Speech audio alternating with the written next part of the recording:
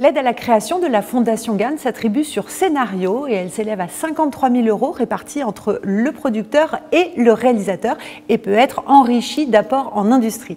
Le jury est quant à lui composé de personnalités du cinéma et il est présidé par un parrain ou une marraine. Cette année, c'était un parrain, le réalisateur Antonin Peredjatko, qui malheureusement ne peut pas être avec nous aujourd'hui, mais on accepte bien volontiers son mot d'excuse puisqu'il est actuellement lui-même en tournage. J'ai donc le plaisir d'accueillir pour démarrer l'un des membres du jury, les critiques de cinéma, responsable des pages cinéma depuis une dizaine d'années du Figaro. Bonjour Étienne Sorin. Bonjour. Alors Étienne, quand on est critique de cinéma, par essence, on évalue les œuvres une fois qu'elles sont terminées. Là, il s'agissait d'évaluer uniquement un scénario. Est-ce que c'est une expérience qui vous a plu ? Énormément. Comme vous le dites, un critique de cinéma, il voit le film terminé, fini, alors que là, il fallait être capable de lire un texte, mais qui n'est pas un produit fini, qui va servir à tourner un film. Et à partir de là, ça pose énormément de questions. Et là, les scénarios étaient d'un très bon niveau, de très bonne qualité. Et donc, c'était très passionnant de les lire et d'en débattre, évidemment, avec mes camarades. On n'était pas tout le temps d'accord, d'ailleurs, mais tant mieux. C'était très, très intéressant. Avec quand même une première rencontre avec les réalisateurs, puisqu'ils passent un oral. Est-ce qu'ils arrivaient à vous donner une autre vision ou lever des malentendus par rapport à l'écrit ? Ils m'ont beaucoup impressionné d'ailleurs par leur force de conviction et leur capacité à expliquer leur scénario, le film qu'ils avaient en tête, qu'ils voulaient faire. Et ils l'ont fait avec énormément de passion. Et non, c'était très, très impressionnant à écouter.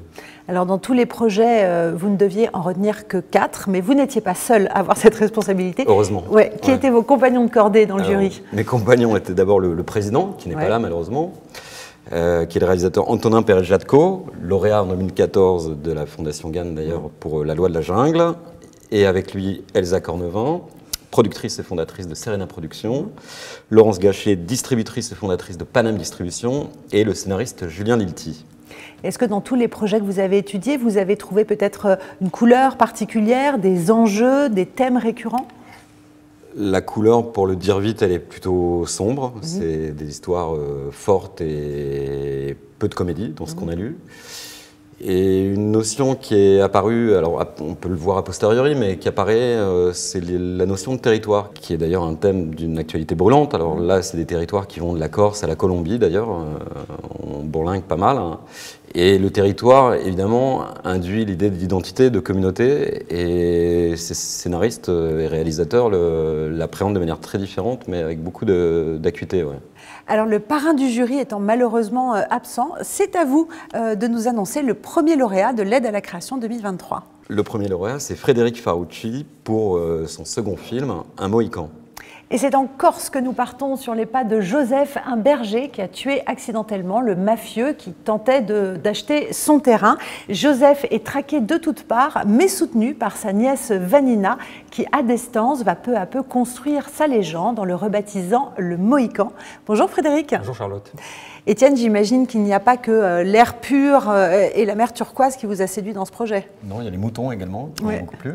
Mais non, au-delà de la blague, c'était un scénario qui nous a très vite marqué, enfin, qui était très bien écrit, très visuel. Il y avait une physicalité qui réinterprétait les codes du polar et du western, notamment. On est un peu entre l'homme qui n'aime pas d'étoiles et l'homme qui tue à Liberty Valence. Voilà, tout en parlant d'un territoire de la Corse actuelle.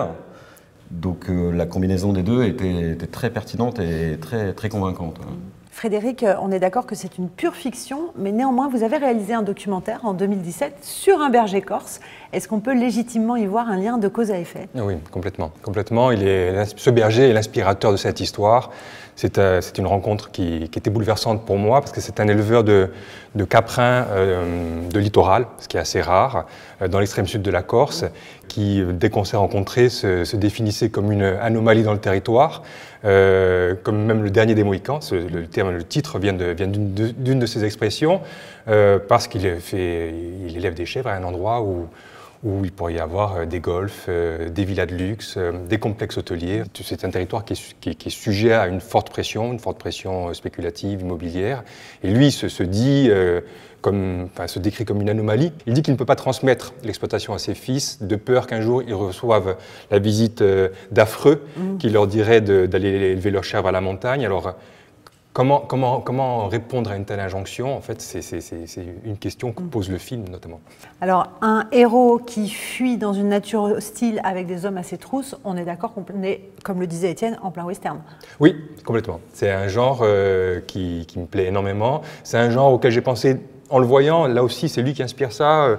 Quand je le voyais jucher sur son quad, sur un territoire de Makiba assez désertique, en train d'amener ses bêtes en pâturage, j'avais une image de western. Et puis les thèmes du western, je trouve, sont assez proches de l'histoire réelle de cet homme, c'est-à-dire qu'il y a un conflit de territoire, donc une vraie tension sur un territoire, ce qui est toujours au cœur du western. Et il y a une histoire de légende aussi.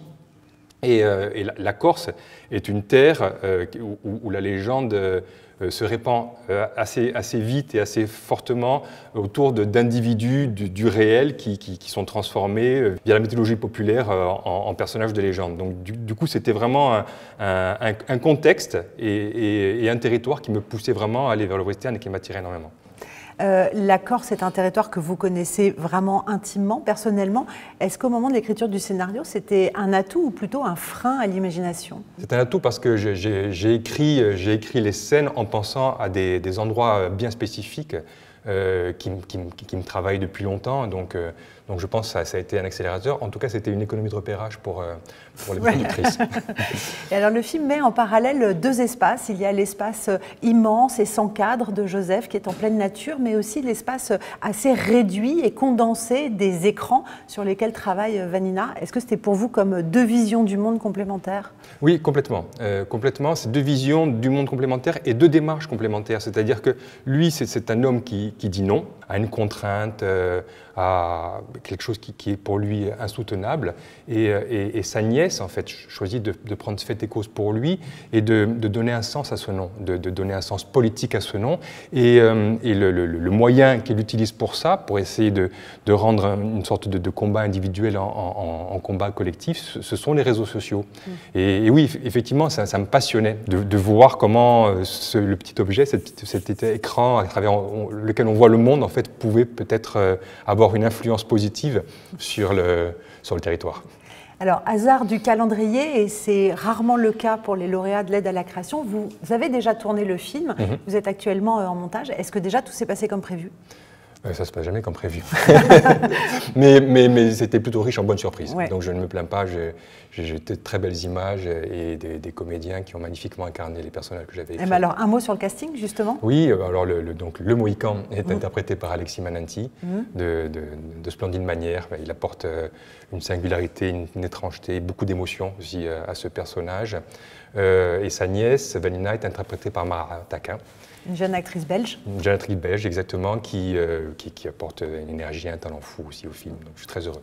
Et puis pour la musique, évidemment, Ron avait gagné le César de la meilleure musique pour votre film précédent, La Nuit Venue. On ne change pas une équipe qui gagne. Ah, c'est pas l'histoire de gagner, en fait. C'est l'histoire d'une rencontre humaine et artistique, je crois, qui est très riche, pour moi en tout cas, et je crois pour lui aussi, puisqu'il revient. Donc on est très heureux de collaborer à nouveau. Eh bien, merci à vous deux, Frédéric. Alors vous n'allez pas repartir les mains vides. Je crois qu'on va vous apporter ce premier magnifique trophée d'aide à la création. Bravo, Frédéric. Remis par Étienne Sorin. Merci infiniment. Merci à vous.